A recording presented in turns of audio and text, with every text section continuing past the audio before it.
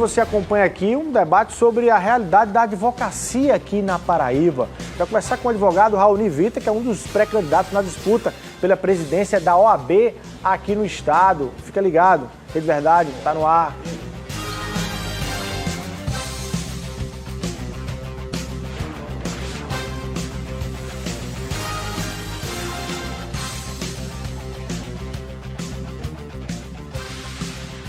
Olá, minha Paraíba, é quinta-feira, dia 22 de julho de 2021 e a gente está ao vivo aqui em mais uma edição do seu Rede Verdade dentro da programação da sua TV Arapuã. Que bom encontrá-lo aí acompanhando todos os dias aqui a programação da sua TV Arapuã. No programa de hoje, vamos discutir a realidade da advocacia aqui na Paraíba. Como é que está a vida do advogado, da advogada aqui no estado da Paraíba? Tem eleições para a presidência da OAB em novembro desse ano, mas já agora, já há aí muita discussão sobre a realidade dessa categoria, dessa profissão. E quem está conosco hoje aqui no Rede Verdade é o advogado Raoni Vita, ele que é um dos nomes que está sendo cotado aí para essa disputa pela presidência da Ordem dos Advogados do Brasil aqui na Paraíba. Por que ele quer ser candidato? Por que ele quer mudar na OAB? O que está dando certo? O que está dando errado na entidade aí para a advocacia tão importante, serviço tão importante na busca pelo direito e pela justiça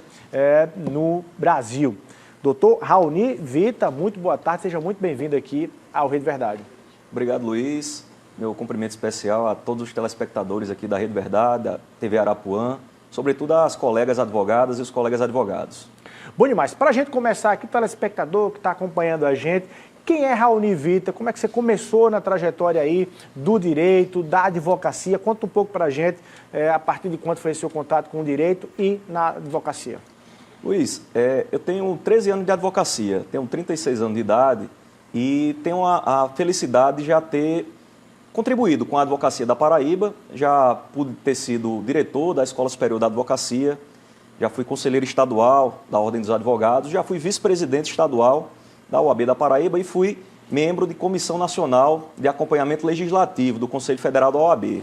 E nessas oportunidades eu pude, enquanto representante classista, contribuir com inúmeras conquistas da advocacia que, infelizmente, a gente vê que atualmente foram perdidas. E aí, ao longo da entrevista, eu poderei discorrer sobre elas, mas no âmbito da advocacia, sou advogado militante, nunca tive outra profissão na minha vida, sempre vivi nos meus últimos 13 anos do direito e da advocacia. Com sua especialidade?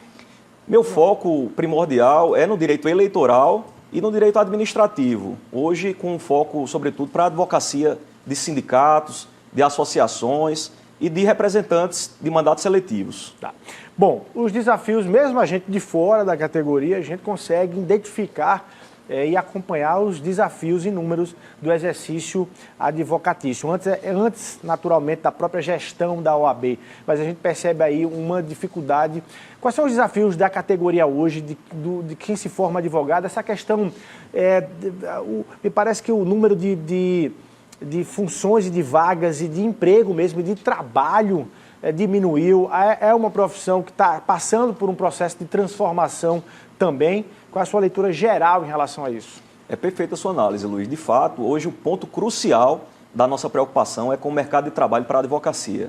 E a gente tem visto que, infelizmente, a OAB tem feito muito pouco ou quase nada nos últimos anos sobre isso. E nós temos ideias concretas. Eu vou dar um exemplo. Eu tive recentemente na Defensoria Pública do Estado da Paraíba, junto com o defensor-geral Ricardo Barros, a quem eu transmito aqui um abraço, e a doutora Madalena Abrantes. Aqui conosco. E lá nós discutimos de forma concreta e real para a advocacia propostas de criação de cargos na Defensoria Pública, a criação de mais de 200 cargos. Isso num debate que nós apresentamos ideias para eles, criação de 100 cargos de assessor e de defensor público, criação de outros 100 cargos em todas as comarcas da Paraíba para auxiliares de defensores públicos e cargos esses que podem ser ocupados por advogados e advogadas mediante o envio de um projeto de lei para a Assembleia Legislativa e, junto com eles, defenderemos na Assembleia Legislativa. Isso é um exemplo claro da nossa preocupação com o mercado de trabalho. Outra preocupação concreta e outro projeto nosso que nós já apresentamos recentemente é a criação da residência jurídica. Como funciona essa residência jurídica? Nós tivemos um exemplo recentemente no estado de Pernambuco, que precisa ter algumas modificações para dar certo melhor aqui na Paraíba, onde a OAB faz um convênio com inúmeros escritórios de advocacia para que os colegas, no início de carreira, que acabaram de ingressar nos quadros da OAB, possam vivenciar na prática o que é advogar. E com isso ter a abertura de um escritório de advocacia que abra as portas para ele, dê oportunidade para que ele ingresse mediante o pagamento de um valor que vai ser também auxiliado pela própria OAB, seja diretamente, seja através de descontos que serão fornecidos para esses escritórios de advocacia. E esses colegas advogados, essas colegas advogadas, poderão ter a experiência prática de como gerir um escritório, de como atuar em audiências, em sustentações orais. E, em contrapartida, a Escola Superior da Advocacia vai voltar a funcionar. Nos últimos anos, infelizmente, nós vemos a escola praticamente tendo fechado as portas. Foi despejada 2 vezes, infelizmente, mas a Escola Superior da Advocacia vai fazer cursos regulares, profissionais, voltados para o início da carreira do advogado e do advogado, para ensinar a advocacia, que infelizmente nas bancas de faculdades não se ensina a advogar, se ensina o direito, a prática fica um pouco afastada da realidade. Os advogados e advogadas têm o conhecimento técnico, porque foram aprovados no exame de ordem, mas falta a altivez, a coragem. Às vezes nós vemos colegas advogadas e advogados até com medo de como se portar numa audiência, tem medo, não sabe como fazer uma ostentação oral, e a OAB precisa dar a mão para eles. Nós temos visto uma OAB tímida, omissa nesse ponto. Infelizmente é um ponto que nós precisamos avançar muito. A universidade, por mais qualidade que ela tem, ela dificilmente vai garantir esse know-how, dessa experiência, desse início. E, de fato, é importante isso que você está dizendo em relação à residência, porque a gente está vendo para o mercado de trabalho, para a inserção de quem termina, conclui um curso de Direito e vai querer a advocacia, abandonando, né? Na verdade, abandonando. Você tem gente, eu já encontrei advogados, né, formados aí com a OAB, fazendo Uber, fazendo aplicativo e tudo, porque não está encontrando espaço para poder atuar na advocacia. Agora, tem uma reclamação também, que é a história do, mesmo quem conseguiu se inserir ali no mercado de trabalho, baixa remuneração. Baixos salários, escritórios pagando baixíssimos custos para uma audiência, enfim, a dificuldade financeira mesmo desse retorno. Tem jeito, a OAB pode fazer alguma coisa coletivamente em relação à melhoria financeira da atividade advocatícia? Não só pode, como deve, Luiz. A autogestão, infelizmente, se afastou desses debates. Nós precisamos voltar à discussão do piso salarial da advocacia, e tem o piso privado e o piso público. Nós temos que rediscutir a questão salarial nos escritórios de advocacia, debater com os dois lados, ouvindo os escritórios e ouvindo as advogadas e os advogados, mas também a OAB não pode se ausentar do debate dos editais que são lançados para concursos de advogados, de assessores jurídicos, de procuradores, com remunerações que não são condizentes com a respeitabilidade da advocacia. Nós vimos recentemente editais sendo lançados e várias profissões têm se mobilizado e junto ao Ministério Público do Trabalho para que esses valores sejam revistos, e nós temos visto uma omissão da OAB. A OAB tem que se preocupar tanto com a abertura de novas vagas, mas com a remuneração condigna para a advocacia. E, por outro lado, nós vemos nesse período de pandemia, infelizmente, a OAB ela tem prejudicado o advogado nos dois lados. Não tem ajudado e tem atrapalhado muito. Por quê? Um exemplo é a anuidade da advocacia. Nós vemos neste ano de pandemia, pela primeira vez na história da Paraíba, a anuidade sempre foi o vencimento no ano corrente, no dia 31 de dezembro. Neste ano de pandemia, anteciparam de forma inexplicável para o mês de julho. Então, ao final deste mês, quem não pagar anuidade estará inadimplente e pagará juros e correções monetárias. E nós propomos, Luiz, inclusive lancei isso hoje nas minhas redes sociais, a redução da anuidade. Nós tivemos no estado de Tocantins, esse ano, uma redução de 15% do valor da anuidade. A advogado e o advogado hoje, infelizmente, não se sente representado pela OAB da Paraíba e se sente meio que compelido a pagar a sua unidade simplesmente para ter a carteira de poder advogar. E nós não temos retorno prático. A pandemia trouxe uma redução necessária de gastos da máquina administrativa. E com isso nós podemos reduzir o valor da anuidade. E é verdade que vários escritórios fecharam em função da pandemia? Dezenas de escritórios. Isso é uma realidade, tanto por uma opção estratégica, não é uma opção compelida mesmo, por conta do esmagamento, da falta de pagamento de honorários advocatícios, problemas com alvarás que demoram muito para serem recebidos. A OAB tentou mobilizar-se, de certa forma, para criar uma central de alvarás, mas essa central mais atrapalhou do que ajudou. A verdade é essa, criou mais burocracia. Nós precisamos desburocratizar a OAB. Nós tivemos, neste ano, dezenas de escritórios que realmente fecharam as portas. Enquanto isso, a OAB está preocupada em adquirir um terreno no valor de 4,5 milhões de reais. Valores esses que deveriam ter sido revertidos para socorrer a advocacia. O Conselho Federal, vou lhe dar um dado, enviou, do ano passado para este, mais de R$500 mil para a OAB da Paraíba, uma verba carimbada para pagar auxílio pandemia para os advogados. Só que a OAB da Paraíba, para pagar esse auxílio de R$350, está exigindo que os advogados estejam adimplentes. Ou seja, o advogado tem que pagar R$850 para receber 350.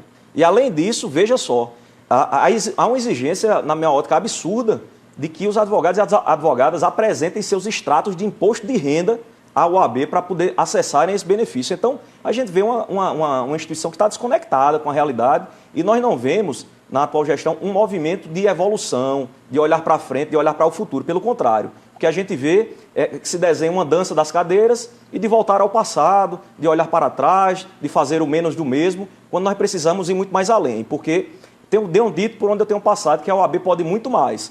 Nós vemos advogadas e advogados tristes, sem uma esperança, mas muitas vezes não sabem, não têm um comparativo com o que a OAB pode ter sido tempos atrás, de como ela pode ser hoje e de como ela pode se modernizar. Hoje nós temos uma instituição totalmente anacrônica, ela funciona na base do papel e do carimbo, nós temos que modernizá-la, torná-la 4.0, utilizar as tecnologias novas, Luiz, a tecnologia de blockchain, inclusive para modernizar o processamento dos requerimentos. Hoje, para você ingressar na advocacia, depois de passar no exame de ordem, as advogadas e os advogados, os bacharéis já aprovados, passam meses até receber sua carteira de inscrição na ordem, e isso é tempo perdido, é dinheiro perdido, e nós precisamos nos preocupar com isso, automatizando processos, agilizando os deferimentos dessas inscrições.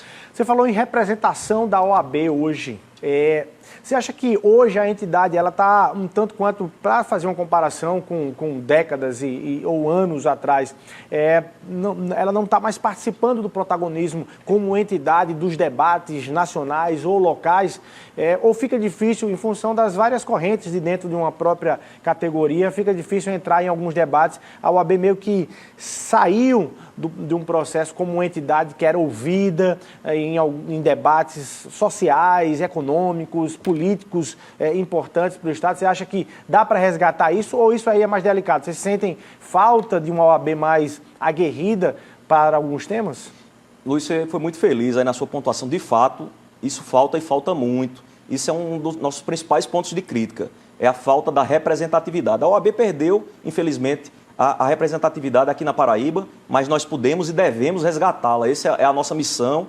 Fomos chamados a esse processo eleitoral justamente para isso, porque reuniram-se pessoas, ideias e entenderam que a gente teria condição de representar esse sentimento. Dá para participar de pautas? Dá e deve. Por exemplo, uma pauta que a OAB deveria ter entrado e não entrou. Pandemia. Na pandemia nós não vimos a OAB falar sobre nada. A OAB teria que ter liderado um gabinete de crise para discutir a questão da distribuição das vacinas, da montagem dos leitos, da destituição dos leitos. E a sociedade padeceu de não ter uma representação da sociedade civil. Nós vimos os governos se mobilizando, mas a sociedade civil precisou disso e a OAB não esteve presente. E nas inúmeras discussões de caráter até mesmo nacional e local, da política com P maiúsculo, a OAB tem que estar presente. Mas hoje a OAB, infelizmente, não está presente nem nas discussões jurídicas. Hoje o Tribunal de Justiça, para você ter uma ideia de quanto a OAB hoje está menor do que em tempos atrás, a OAB sequer hoje é chamada para discutir as resoluções e os provimentos do Tribunal de Justiça. Aquelas que recaem no dia a dia do exercício da advocacia e da sociedade, porque a OAB, pela Constituição, foi colocada como uma instituição representativa da sociedade. E hoje se chama, ao invés da OAB, a Defensoria Pública.